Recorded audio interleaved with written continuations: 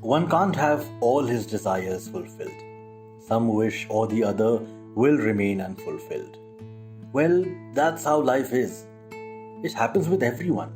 That's how we console ourselves, right? But the majority of people who are unhappy are not so because their desires are left unfulfilled. It's often because they falsely believe others to be happier than them.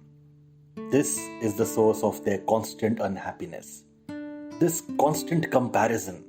Such ways of thinking deplete our happiness and leave our lives dull and colorless. Children, when they are small, envy the lives of adults. Adults have all the money in the world, they think. They can do whatever they desire, go anywhere they want, have all the freedom in the world. Young boys and girls often dream of the times when they will get older and be free to live their lives their own way. But are grown-ups any different? Don't we fondly recall the times when we were kids? When there was no stress, as is found in adult life. When we were always surrounded by friends, had all the time to play and roam about mindlessly. How we wish those times could come back. But by doing so, by recalling or imagining the times we so fondly cherish or desire, we are making the present seem more miserable, more hollow, more unhappy. But if by thinking in a certain way we can amplify our unhappiness, doesn't it logically imply that we are also free to choose happiness for ourselves? Let me tell you a story.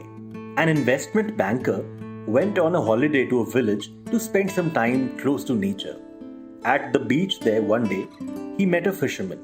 The fisherman had just caught a huge load of fish and come ashore. His boat was filled with his catch.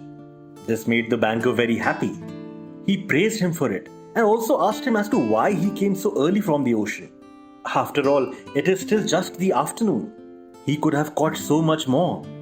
The fisherman told him that he is satisfied with his catch. It meets his immediate requirements. He will sell them off and go home, spend time with his family. He will then unwind and relax with his friends in the evening, maybe have a few drinks and have a relaxed, peaceful sleep. The banker was disappointed. He thought that this fisherman is clearly very skilled in his trade, yet he is very lazy and unenterprising. He decided to teach him how to make his life better. He told him, "Do one thing, from tomorrow spend some more time fishing out in the ocean. This way you will earn more money. Start saving them. In time, you will be able to buy a fleet of boats." And he went on to tell him of a very detailed strategy of how he can open his own shipping company and become a millionaire businessman in just over a few years. The fisherman was silently listening to the banker's suggestions. At last, he asked him, "What will happen if I have my own company? If I become a millionaire?" The banker now proudly said, "You can retire early in life, spend time with your family, spend your evenings with your friends, have a few drinks once in a while, and have a relaxed, peaceful sleep." The fisherman then exclaims, "Isn't that exactly what I said I'll be doing today? Why wait so many years?" The thing is, most people believe that in life, only those things are worth our time and effort which are considered worthy by other people. Money, fame, power, all are in pursuit of them. Happiness is no longer something of value. Can it be measured by the society? No. Happiness is no longer a worthy accomplishment. If you desire to be happy, to find happiness in your life, somehow or the other you will find a way to see happiness, to be happy.